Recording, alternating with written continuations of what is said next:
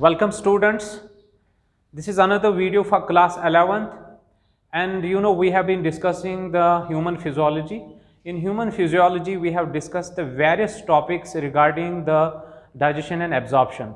This is one more topic, right, regarding the same chapter, digestion and absorption. Right, you can see on the board the topic is digestion of proteins. So today we are going to discuss the digestion of proteins. We will discuss the various enzymes which are responsible for the digestion of proteins. So let's start. Right, first of all, in this topic we have to understand what are proteins. We have discussed this chapter in detail in biomolecules, what are proteins, right, what are the different structural levels of proteins. Here we have to discuss how the different proteins that we intake in our food, daily recommended allowance, that is 50 to 100 grams of protein an individual should take. This is the daily requirement of an individual, that her food should contain at least 50 to 100 grams of protein. But the important thing, do you get this protein, right? Do you get this actual amount of protein that is required in your body? That is only possible when it is completely digested and absorbed. So in this topic we will see the digestion of the protein, how the proteins are digested in the alimentary canal with the help of the various enzymes secreted by the different digestive glands, right? So let's start. So proteins, as you know guys, proteins are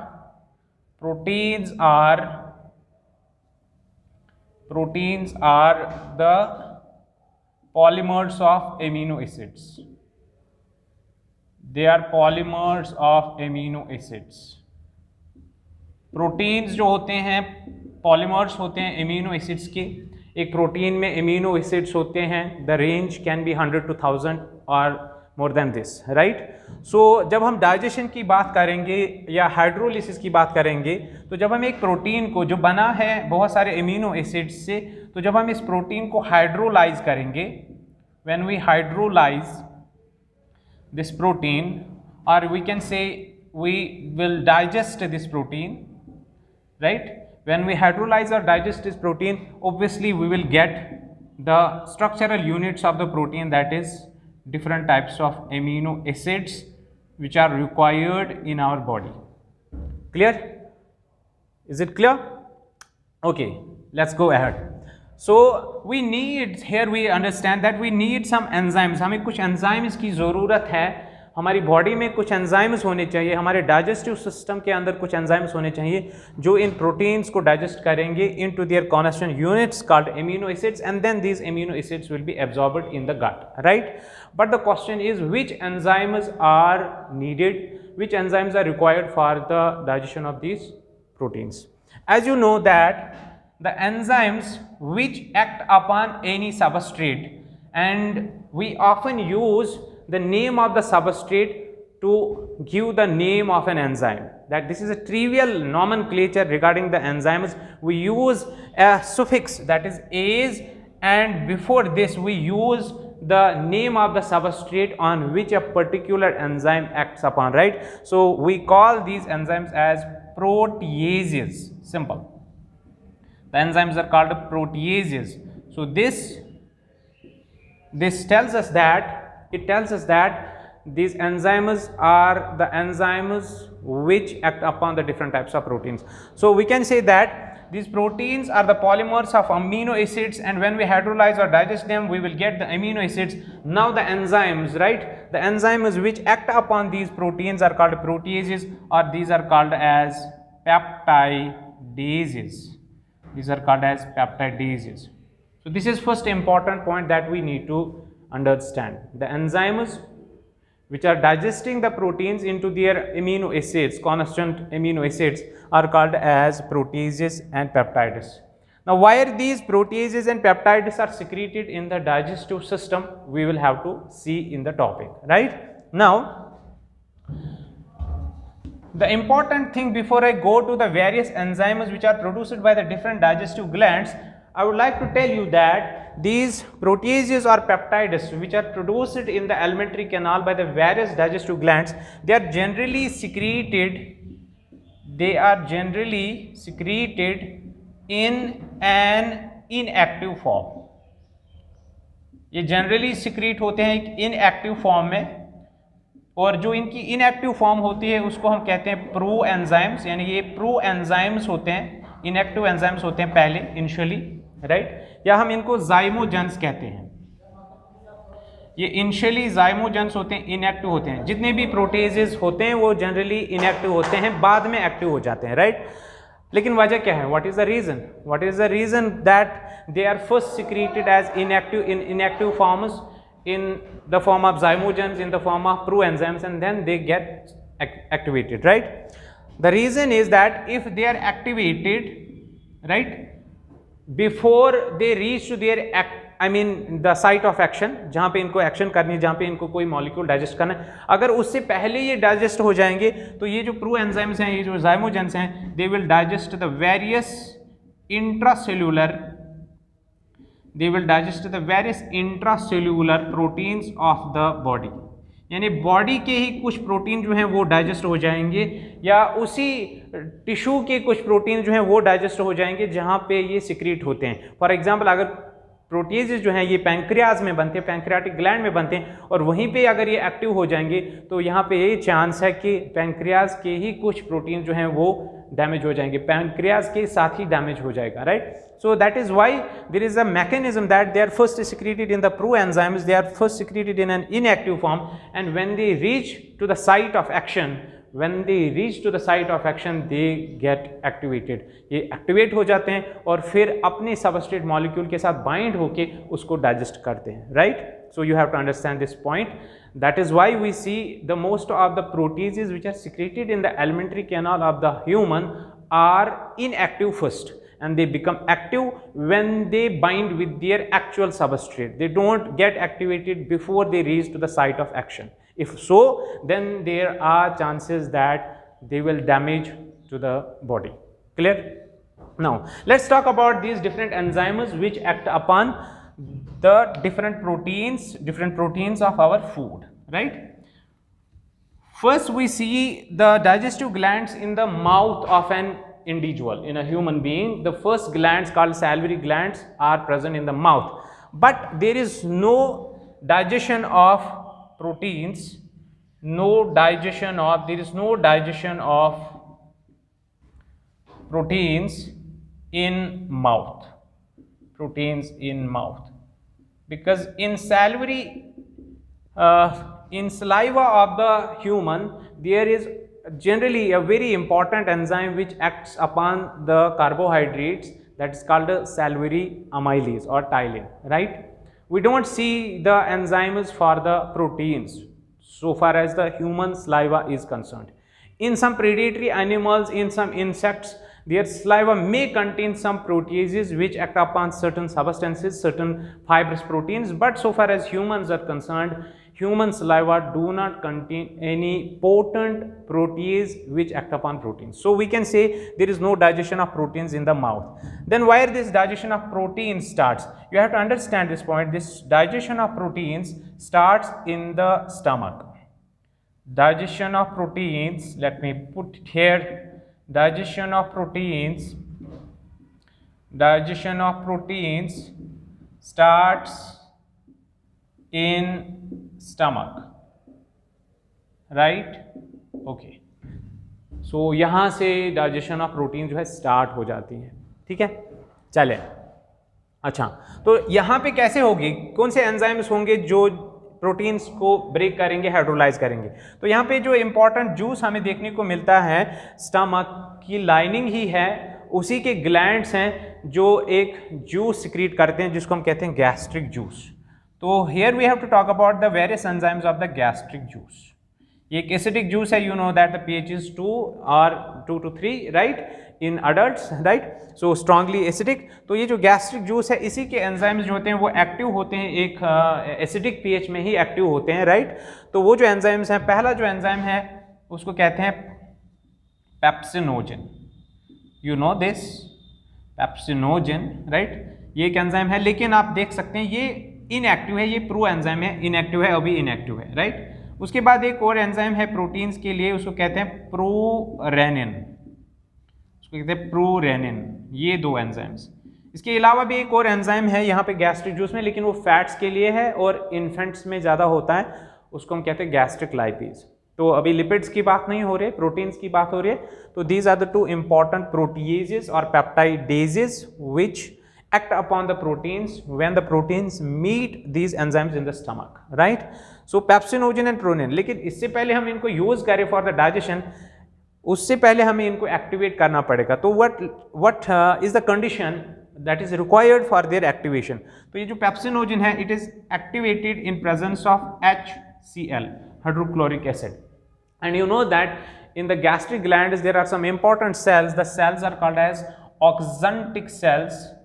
Cells are called oxyntic cells, right? These are also called parietal cells, and these are the cells which produce HCl, hydrochloric acid. So this hydrochloric acid comes from these cells, this is released by these cells, and this HCl is required for the activation of pepsinogen.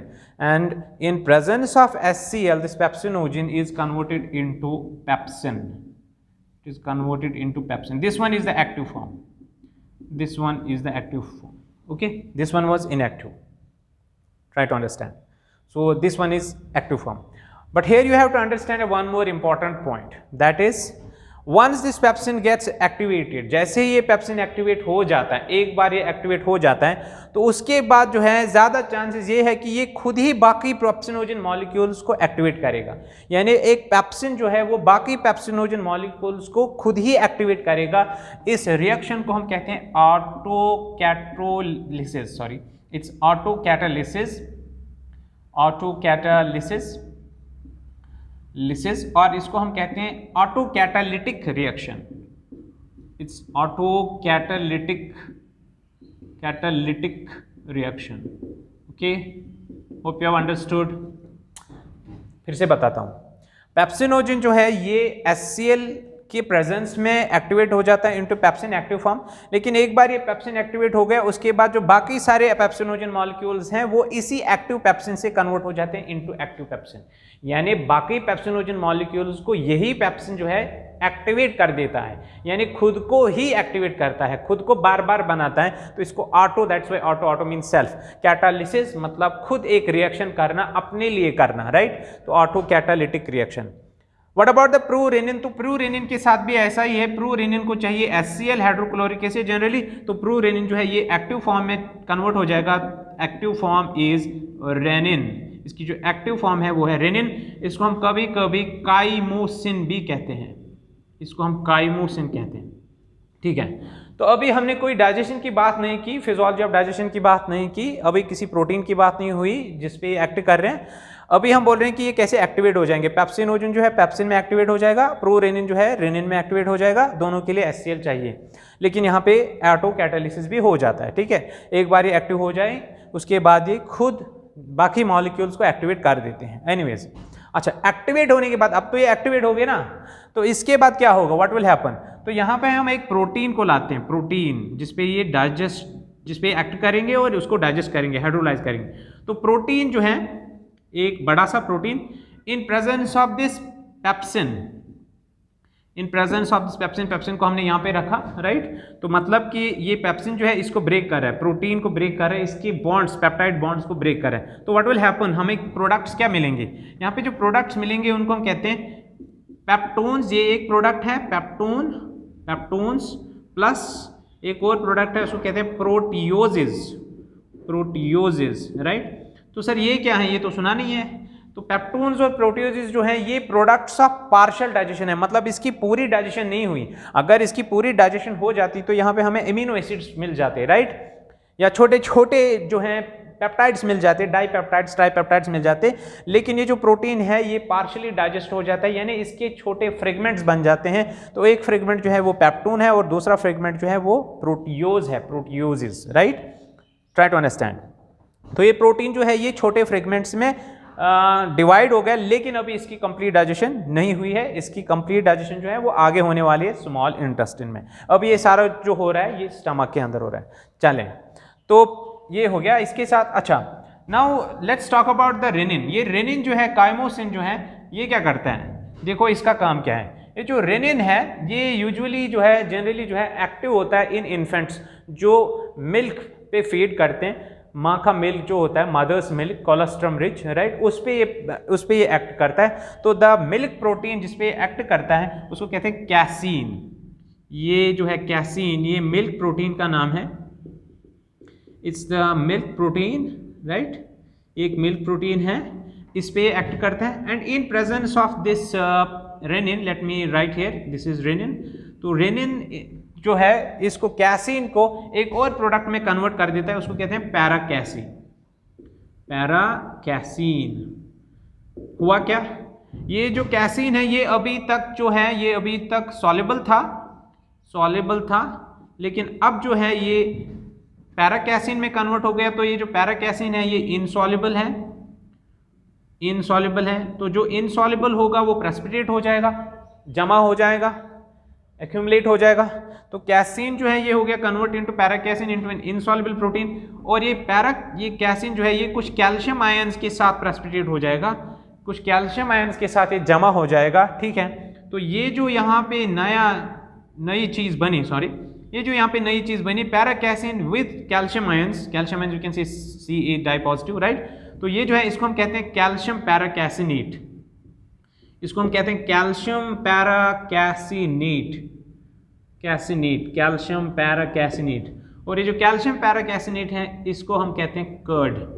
This is called curdling of milk. तो ये जो renin है, this renin is responsible for the curdling of milk. और जब ज़्यादा कभी कभी बन जाता है, राइट, स्टमक में इन द इन्फेंट, तो कभी कभी जो है थोड़ा सा बाहर आ जाता है, बाहर निकलता है, मुंह से बाहर आ जाता है, राइट। तो कैसीन जो है, कैसीन मिल्क प्रोटीन, ये जो है कन्वर्ट हो जाता है इनटू पैराकैसीन। और उसके बाद पैराकैसीन जो है कैल्शियम आयंस के साथ मिलके एक प्रोडक्ट बनाता है, दैट इज कॉल्ड कैल्शियम पैराकैसिनेट, जो कर्ड है, इसको हम कहते हैं कर्डलिंग ऑफ मिल्क। अच्छा, अब इस कैल्शियम पैराकैसिनेट को डाइजेस्ट करना है। ये तो डाइजेशन नहीं हुई, no, it's not digestion, it's not yet hydrolysed. तो इसको फर्दर कन्वर्ट करना पड़ेगा, ब्रेक करना पड़ेगा। अब जो ये कैल्शियम पैराकैसिनेट है, इस पे ये एंजाइम दैट इज पेप्सिन जो पहले हमने एक्टिवेट किया था, तो इस कैल्शियम पैराकैसिनेट पे पेप्सिन एक्ट करेगा और उसकी वजह से ये कैल्शियम पैराकैसिनेट जो है हाइड्रोलाइज हो जाएगा, डाइजेस्ट हो जाएगा। Try to understand. तो मैं क्या कर रहा हूं, सी, अभी जो कैल्शियम पैराकैसिनेट बना वो बना रेनिन की वजह से। I would like to write here calcium paracaseinate, okay, calcium paracaseinate ये बना रेनिन की वजह से, कर्ड है, तो इसको डाइजेस्ट करना पड़ेगा, राइट। डाइजेशन कैसे होगी, पेप्सिन की वजह से होगी।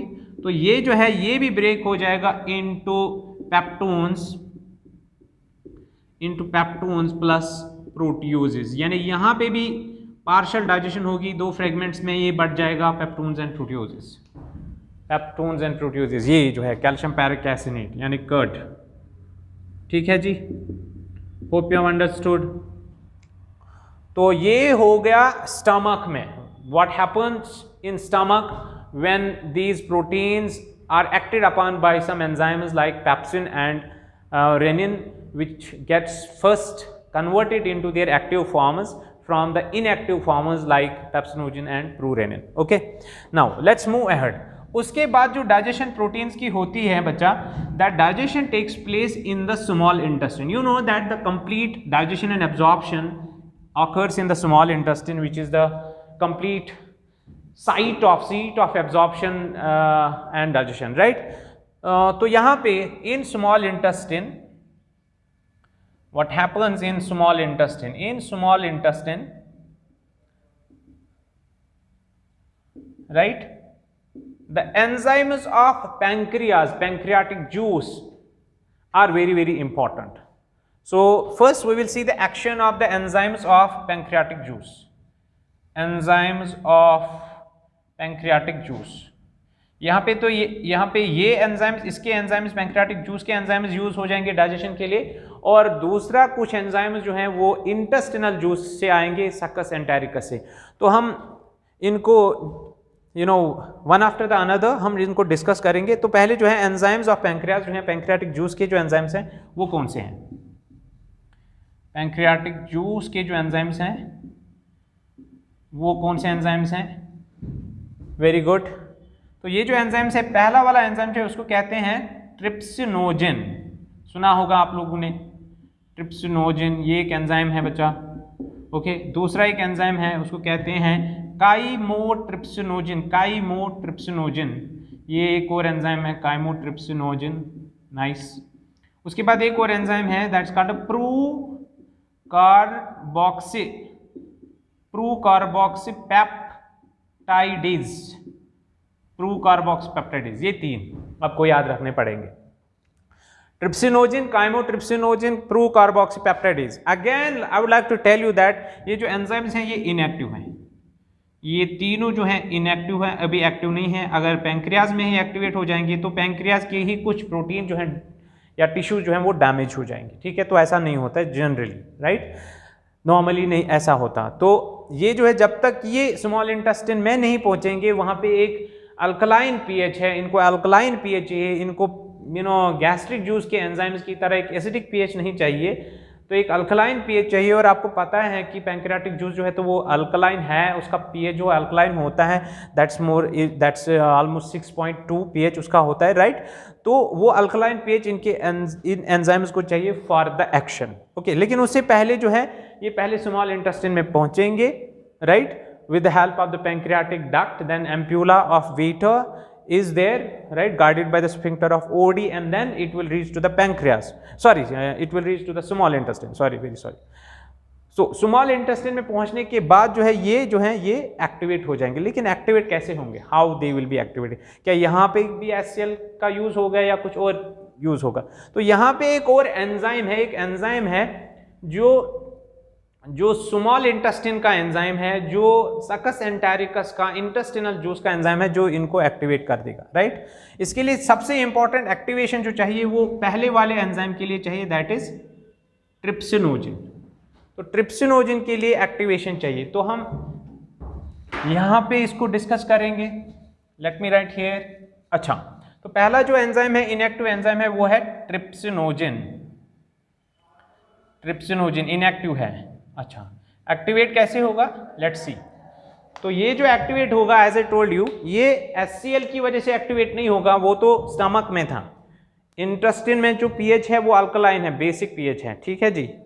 तो ये कैसे एक्टिवेट हो जाएगा ट्रिप्सिनोजन? यहां पे एक एंजाइम की जरूरत पड़ेगी। The enzyme is known as enterokinase.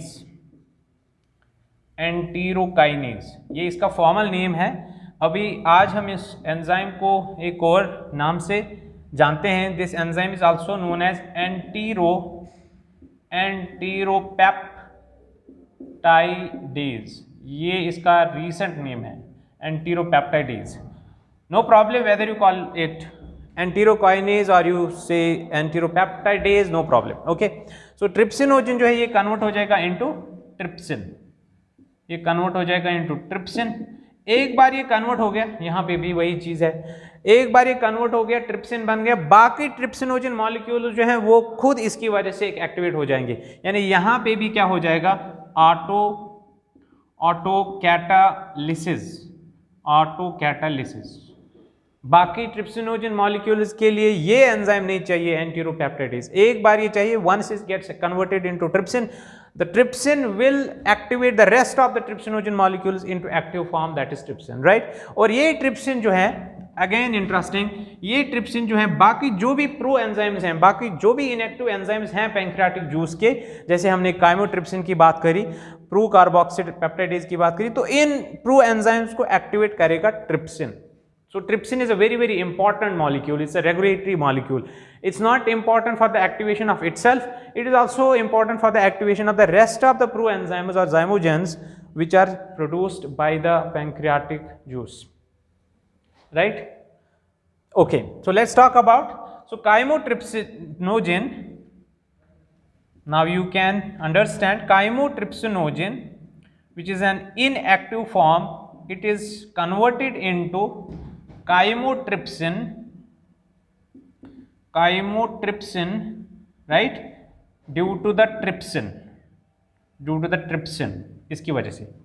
And similarly, procarboxypeptidase, which is inactive form, procarboxypeptidase, which is an inactive form, is converted into carboxypeptidase, okay, in presence of again trypsin. So please understand the rest of the proenzymes like chymotrypsinogen and procarboxypeptidase are converted into their active forms due to the trypsin molecule, which is first activated from the trypsinogen due to the enterokinase or enteropeptidase. Okay, so this is how they get converted into their active forms. Now what about the digestion? How they are participating in the process of digestion? So let's first talk about the trypsin. The first active form is trypsin. So what about the trypsin? Again, I will write here a protein molecule, right, which is going to digest, break into its constituents, right? So this protein is converted into dipeptides.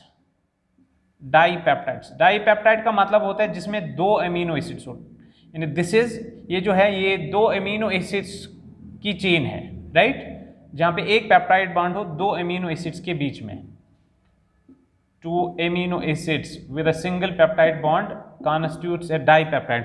तो that means ये protein भी completely digest नहीं होगा into amino acids, बल्कि छोटे छोटे fragments में but जाएगा, और वो जो छोटे छोटे फ्रेगमेंट्स हैं वो हैं dipeptides.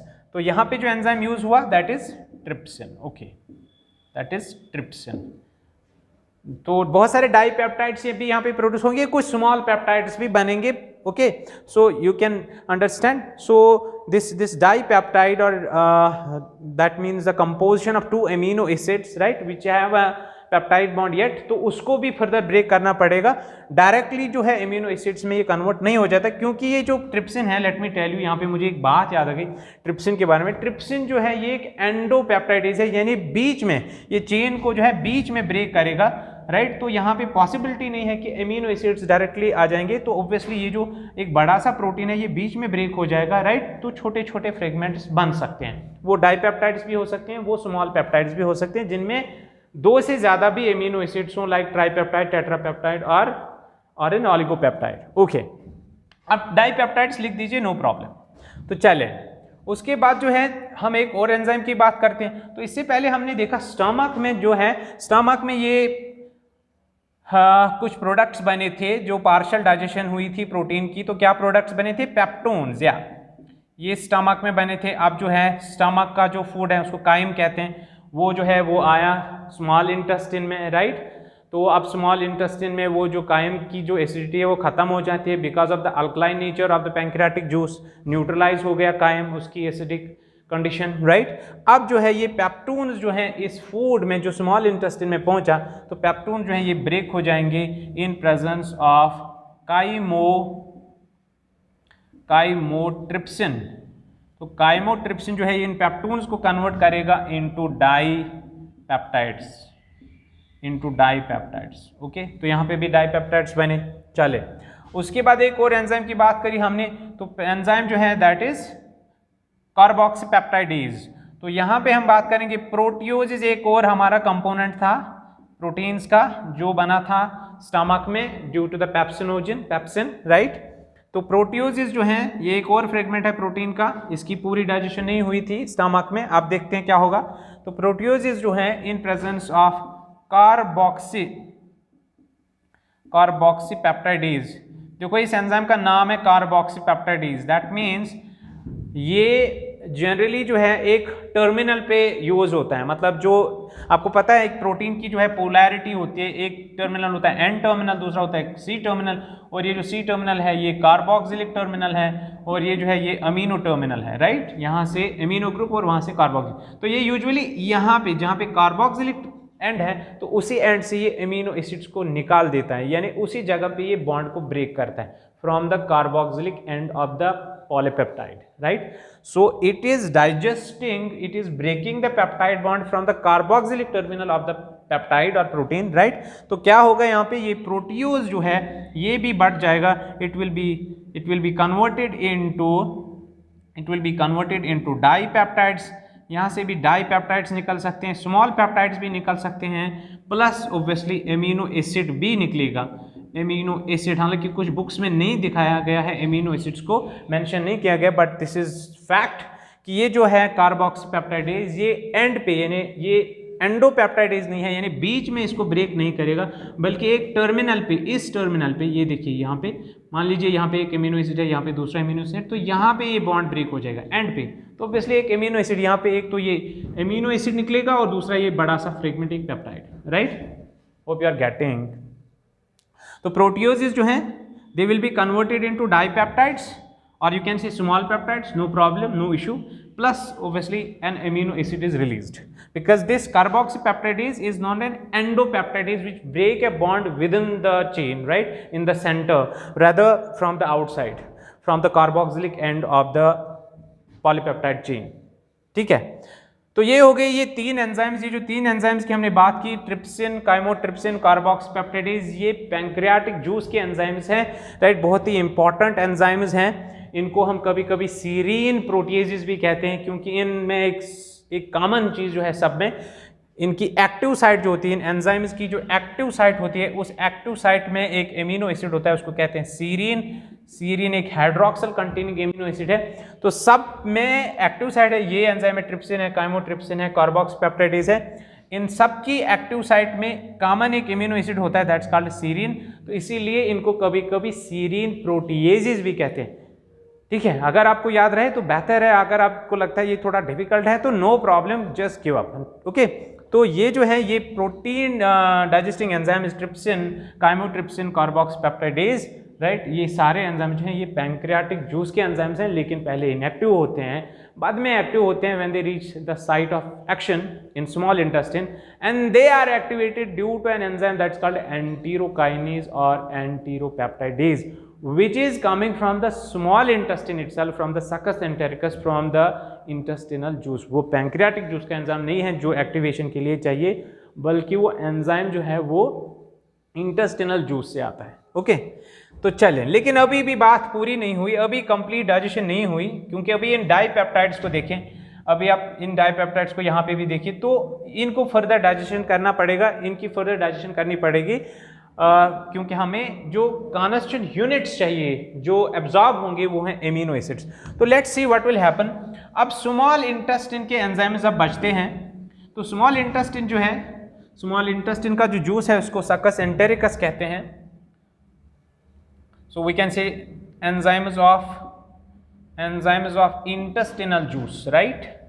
Lastly the enzymes of intestinal juice will show their action, okay, enzymes of intestinal juice, or this is known as succus entericus, right। तो कौन से एंजाइम्स हैं यहाँ पे? दो एंजाइम्स हैं जिनकी हमें बात करनी पड़ेगी, दो enzymes, two, you have to remember only two enzymes। one is the aminopeptidases, okay, और दूसरा जो है that is डाईपेप्टाइडेजेस, ये दो। अच्छा चले, अब इनकी बात करते हैं, ये कैसे कन्वर्ट करेंगे कुछ छोटे छोटे पेप्टाइड्स को इनटू देयर एमिनो एसिड्स। तो ये जो एमिनो पेप्टाइडेजेस हैं ये जो है ये कन्वर्ट करेंगे जो स्मॉलर पेप्टाइड्स होते हैं, ओलिगोपेप्टाइड्स जिनको हम कहते हैं कभी कभी, तो sorry late me right again. So peptides, okay, peptides in presence of aminopeptidases, as the name indicates that they break the bond from the amino terminal of the peptide। Peptide फिर से यहाँ पे बहुत सारे एमिनो एसिड्स हैं, 4 हो सकते हैं, 5 हो सकते हैं, 10 हो सकते हैं, 20 हो सकते हैं, नो प्रॉब्लम, राइट। तो इसका एक टर्मिनल जो है फिर से एन टर्मिनल, दूसरा टर्मिनल जो है सी टर्मिनल है, ये लेकिन कार्बोक्सिलिक टर्मिनल से ये जो है बॉन्ड को ब्रेक नहीं करेगा, बल्कि यहाँ से एमिनो टर्मिनल से बॉन्ड्स को ब्रेक करेगा, यानी यहाँ से एमिनो एसिड्स को बाहर निकालेगा, यहाँ से एमिनो एसिड्स को बाहर निकालेगा, ठीक है।